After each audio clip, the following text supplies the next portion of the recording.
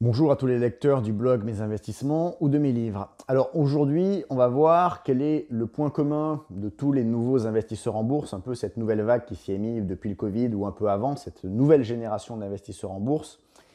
Quel est leur point commun que j'ai identifié et peut-être quelle est du coup leur erreur.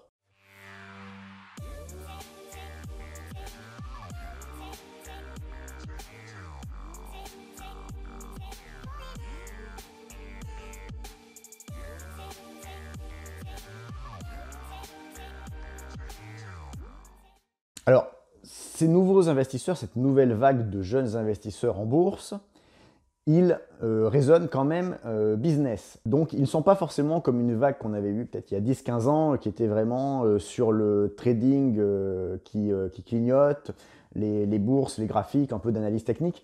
C'est pas tant que ça. Ils raisonnent un peu business, ils vont vous dire j'ai acheté l'action Tesla parce que c'est un super business, voilà, leurs voitures sont géniales, j'ai acheté Roblox dans le métaverse, etc. parce que c'est un truc intéressant.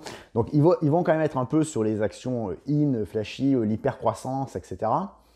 Mais ils raisonnent business. Donc ça, c'est plutôt un bon point de raisonner business en bourse et de ne pas voir ça comme des cours et comme du casino.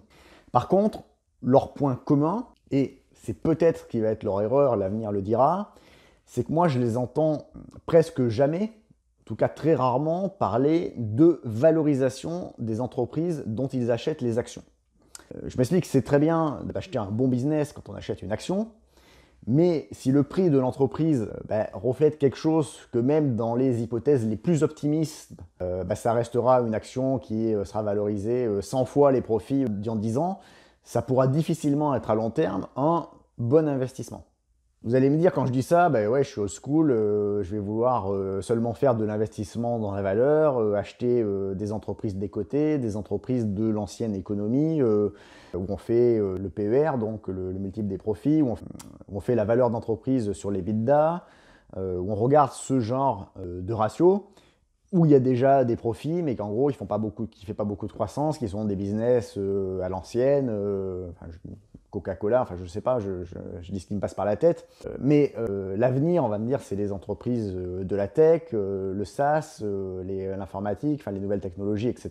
Toutes les entreprises de ce domaine-là qui sont dans le software. Et il y a beaucoup de nouvelles entreprises qui vont prendre des marchés énormes, mais qui aujourd'hui ne gagnent pas d'argent, ne font pas encore de bénéfices. Et raisonner comme ça avec des valorisations en face, c'est se priver de tout ce segment d'investissement.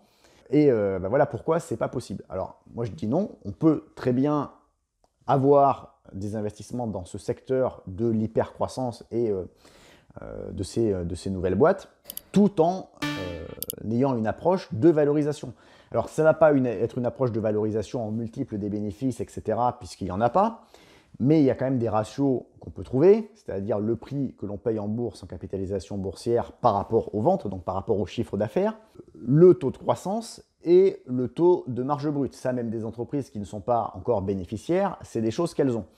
Donc déjà, l'une par rapport à l'autre, on peut les comparer. Si deux entreprises qui ont le même chiffre d'affaires, le même taux de croissance et la même marge brute, avec un marché adressable qui fait à peu près la même taille, y en a une qui vaut 2 milliards de dollars en bourse et l'autre qui vaut 6 milliards de dollars en bourse, moi j'ai investi sur celle qui fait 2 milliards de dollars.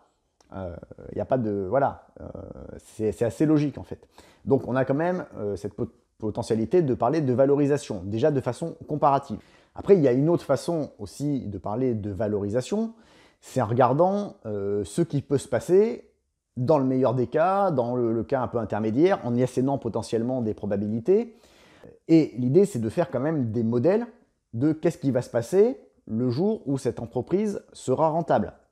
Par exemple, moi, dans ma partie de portefeuille, alors c'est pas ma plus grosse ligne, hein, mais j'ai une petite ligne sur Lemonade. Donc Lemonade, c'est une nouvelle boîte d'assurance qui essaie de faire de l'assurance un peu avec de l'intelligence artificielle pour calculer les risques, etc.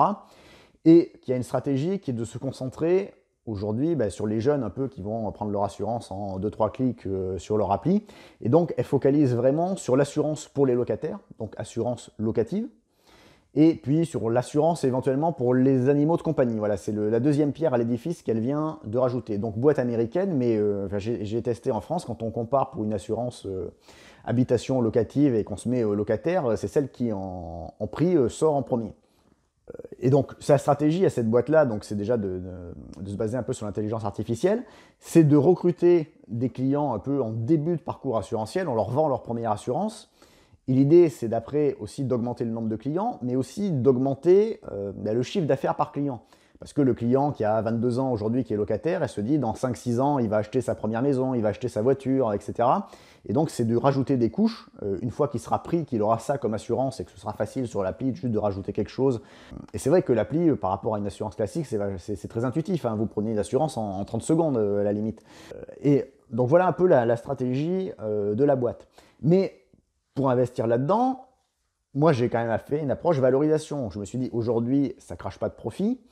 Mais qu'est-ce qui se passe quand ça augmente des clients? Donc je me suis fait une hypothèse de nombre de clients à horizon 5-10 ans, une hypothèse de normalisation des marges, une hypothèse d'amélioration du ratio combiné, donc c'est un critère qu'on a dans les assurances. Donc augmentation du nombre de clients et augmentation du chiffre d'affaires par l'augmentation du panier client, entre guillemets.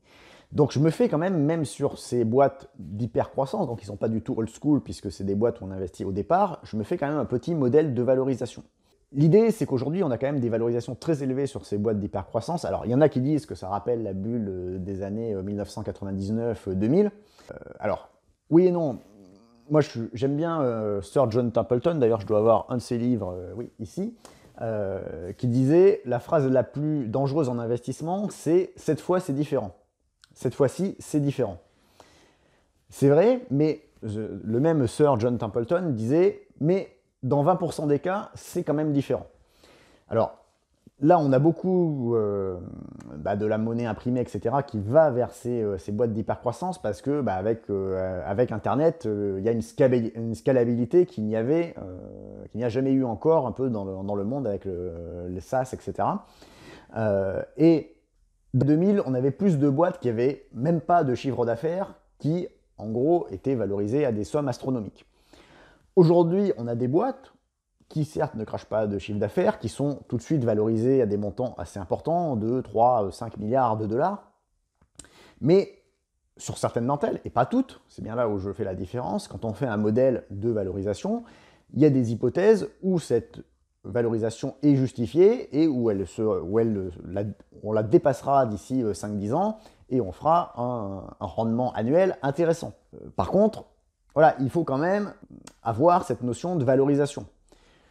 Si je prends un contre-exemple, moi, la valorisation actuelle, j'estime que Tesla, même si c'est une belle boîte, etc., ça va être dur de répondre aux attentes en termes de rentabilité. Alors, on la valorise comme une boîte de logiciels, c'est en partie vrai, mais elle a aussi des voitures à construire, ce qui n'est pas un business, quand même, historiquement, qui a été un très bon business.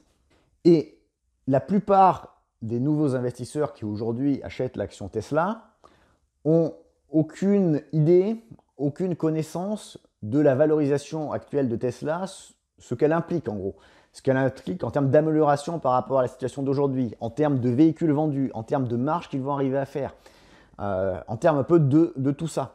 Et donc voilà, pour moi, le point commun à cette nouvelle vague d'investisseurs en bourse, ils ont un atout par rapport à des vagues précédentes qui étaient un peu sur la bourse qui clignote, qui voyaient ça comme un casino, je joue, le graphique monte, etc.